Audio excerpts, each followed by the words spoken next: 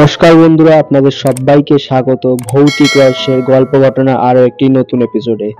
তো এটা হচ্ছে আমাদের গল্প ঘটনার 78 নম্বর এপিসোড। তো 77 নম্বর এপিসোডটা যদি আপনাদের নাই দেখা থাকে তবে আমাদের চ্যানেলে গিয়ে 77 নম্বর এপিসোডটা দেখবেন এবং কমেন্টসে আপনাদের নিজস্ব মতামত জানাবেন যে ভিডিওটা আপনাদের কেমন লাগলো। ভৌতিক রহস্য, আসুন গল্প বলি, রহস্য খুলি। তো আজকে আমরা যে ঘটনাটি বলতে চলেছি সেটা আমাদের পাঠিয়েছে মালদা থেকে রিয়া মণ্ডল। তো রিয়া মণ্ডল, আপনাকে অসংখ্য ধন্যবাদ ভৌতিক রহস্যের সঙ্গে আপনার জীবনে ঘটে যাওয়া ভৌতিক ঘটনাটা শেয়ার করার জন্য। তো রিয়া মণ্ডল বলছে, এই ঘটনাটা ঘটে গেছিল আমার দাদার সঙ্গে ঠিক মাঝরাতে এক বিলেতে মাছ ধরার সময়। এই ঘটনাটা আমার দাদার মুখেই, তাই আমি ভৌতিক রহস্যকে আজকে শোনাতে চলেছি। আমার নাম বিনোদ। আমি মাছ ধরে সেটাকে বাজারে বিক্রি করি, আর এভাবেই আমাদের সংসারটা চলে।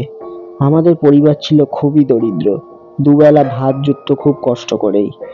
তাই আমি রোজ ভোর রাতে বিলে মাছ ধরতাম, মাছ ধরে সেটাকে বাজারে বিক্রি করতাম। বাজারে বিক্রি করে যেই পয়সাটা পেতাম তা দিয়ে সংসার চলতো, আর যে কটা মাছ বাঁচতো সেই মাছগুলোকেও আমরা খেতাম।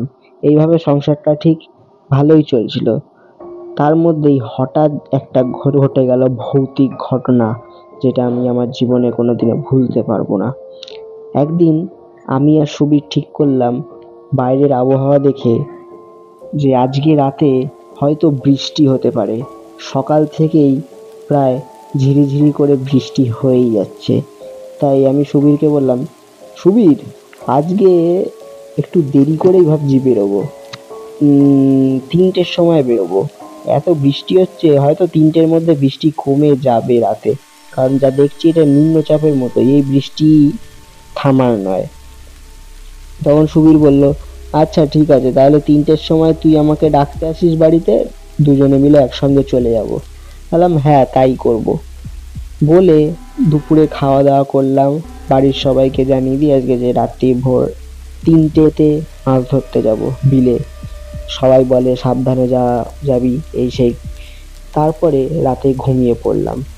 ঘুম থেকে উঠলাম যখন, তখন দেখি ঘড়ির কাঁটায় বাজে 3:15। হকচকিয়ে উঠলাম। তারপর উঠে জাল আর একটা হাঁড়ি নিয়ে যা হোক করে বাইরের দিকে তাকিয়ে দেখলাম বৃষ্টি কমে গেছে। বেরিয়ে পড়ে সুবীরের বাড়িতে গিয়ে সুবীরকে ডাকা শুরু করলাম, সুবীর, এ সুবীর, সুবীর। সুবীরের কোনো সাড়া পেলাম না। ভাবলাম হয়তো আমার দেরি হয়ে যাওয়ায় সুবীর নিজেই চলে গেছে। তাই আমি আর না ডেকে ওকে বিলের দিকে রওনা দিলাম। বিলেতে গিয়ে দেখি বিলে পুরো ফাঁকা, চারিদিক থেকে শুধু শিয়াল আর কুকুরের ডাক, কিন্তু সুবীর তো নেই। যা বাবা, তাহলে কি ঘুমিয়ে পড়লো না কি অন্য কোথাও গিয়ে মাছ ধরলো? একবার বিলেতে চিৎকার করে করে ডাকা শুরু করলাম, সুবীর, এ সুবীর, সুবীর রে। সুবীরের কোনো সাড়া পেলাম না। তখন ভাবলাম হয়তো সুবীর আজকে ঘুমিয়ে পড়েছে, আজকে আর হয়তো মাছ ধরতে আসবে না ও। তাই আমি আর কোনো কথা না ভেবে জাল নিয়ে, হাঁড়ি নিয়ে বিলেতে নেমে গেলাম মাছ ধরার জন্য। দিব্যি মাছ ধরছিলাম, হঠাৎ করে আমার পায়ে জলের নিচে কি যেন একটা ঠেকলো। তারপরে ভাবলাম হয়তো কোনো বড় মাছ। জালে যেটা উঠলো সেটা দেখে আমার মাথার কোনো ঠিক ঠিকানা ছিল না। দেখলাম একটা বাচ্চার কাটা মাথা। সেটা দেখে চমকে গিয়ে আমি জালটা ছুঁড়ে দিই ডাঙায়। জাল থেকে বাচ্চার মাথাটা ছিটকে বেরিয়ে গড়িয়ে যেতে থাকে। তারপরে আমি হাঁড়িটা ডাঙায় রেখে জল থেকে ডাঙায় উঠলাম। উঠে দেখি বাচ্চার মাথাটা, দেখে খুব ভয় পেয়ে যাই। হ্যাঁ, এ কি বাচ্চার মাথা? বিলেতে আজ এটা কি উঠলো? না না, হয়তো কোনো পুতুলের হবে, পুতুলের কাটা মাথা। আমি স্বপ্ন দেখছি হয়তো জেগে জেগে। না না না না, মাছ ধরার দিকে মন দিই। তারপরে আবার মাছ ধরতে নামলাম বিলেতে, হাড়ি আর জাল নিয়ে। আবার মাছ ধরছি। এবার দেখি জালটা কেমন যেন একটু ভারী ভারী লাগছে। ভাবলাম হয়তো কোনো বড় মাছ উঠেছে আজকে।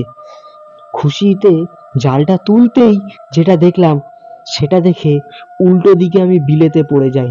দেখলাম কাটা মাথাটা যে বাচ্চাটা ছিল, সেই বাচ্চাটার বাকি শরীরটা আমার জালে উঠেছে। ওটা আমার হাত থেকে জলে পড়ে যায় জালটা, আর আমি পড়ে যাই বিলেতে। দেখে হাঁড়ি নিয়ে তাড়াতাড়ি উঠি, আর জালটা নিয়েও উঠি। যেহেতু গরিব মানুষ, এই জাল কিনতে আবার লাগবে অনেক পয়সা, জালটাকে ফেলে উঠা যাবে না। তাই জালটা নিয়ে, হাঁড়িটা নিয়ে কোনোভাবে উঠলাম ডাঙায়। ডাঙায় উঠে ওই লাশটা জাল থেকে বের করে দেখলাম। হঠাৎ করে পেছন থেকে একটা বাচ্চার কান্নার আওয়াজ।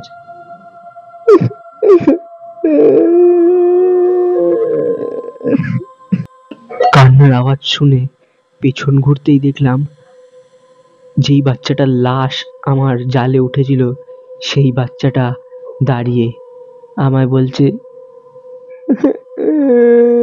আমায় নিয়ে চলো, তুমি আমায় ফেলে যেতে পারো না, আমায় নিয়ে চলো। দেখে কোনোভাবে ভয় পেয়ে গেলাম। হ্যাঁ হ্যাঁ, কি বলছিস বলে পিছনের দিকে যেই দৌড়াবো, দেখলাম পিছন দিকেও সেই বাচ্চাটা। কোথায় যাচ্ছ? যাবে না, আমায় নিয়ে চলো। আমি ভয় আবার পেয়ে গেলাম। এবার ডান দিকে দৌড়াবো ভাবলাম, জঙ্গলের দিকে, সেখান থেকে বাড়ির উদ্দেশ্যে যাব। দেখি জঙ্গল থেকে বাচ্চাটা এগিয়ে আসছে। আজকে তোমায় যেতে দেবো না, হয় আমায় তোমার সঙ্গে করে নিয়ে যাবে, নয় আমার সঙ্গে তুমি যাবে বিলের তলায়। এবার দেখি বিল থেকে বাচ্চাটা উঠছে। চলো, আমার সাথে যাবে, চলো বলে আমার হাত ধরে টানছে। শরীর আমার পুরো ভারী হয়ে যায়, কোনো দিকে দৌড়ানোর সুযোগ পর্যন্ত আমি পাচ্ছি না। আর বাচ্চাটা আমার হাত ধরে আমাকে টেনে নিয়ে যাচ্ছে। চোখ বন্ধ করে প্রাণপণে চিৎকার করতে লাগলাম, সুবীর বাঁচা, সুবীর। আমার গলার আওয়াজ পেয়ে সুবীর দৌড়ে আসে।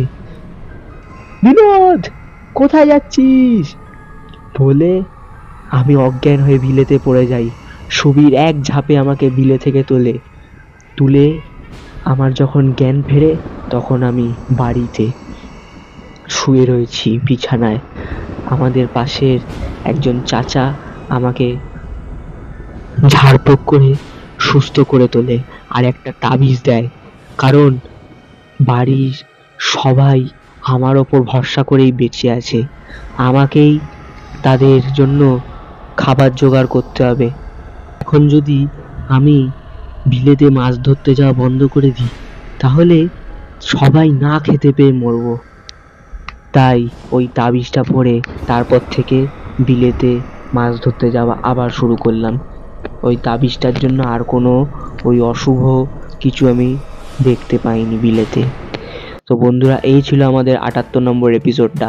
তো গল্পটা আপনাদের কেমন লাগলো তা অবশ্যই কমেন্টসে আপনাদের নিজস্ব মতামত জানাবেন, আর ভিডিওটাকে লাইক করে দেবেন। আর এভাবেই যদি বিভিন্ন ভৌতিক ঘটনা আপনাদের জীবনে ঘটে যাওয়া আমাদের সাথে শেয়ার করতে চান, তো আমাদের ভিডিওতে ডেসক্রিপশানে ভৌতিক রহস্য ফ্যামিলি গ্রুপের লিঙ্ক দেওয়া আছে, সেখানে ক্লিক করে আমাদের ফ্যামিলি গ্রুপের সদস্য হয়ে যেতে পারেন এবং আপনার জীবনে ঘটে যাওয়া ভৌতিক ঘটনাগুলিকে এভাবেই শেয়ার করতে পারেন।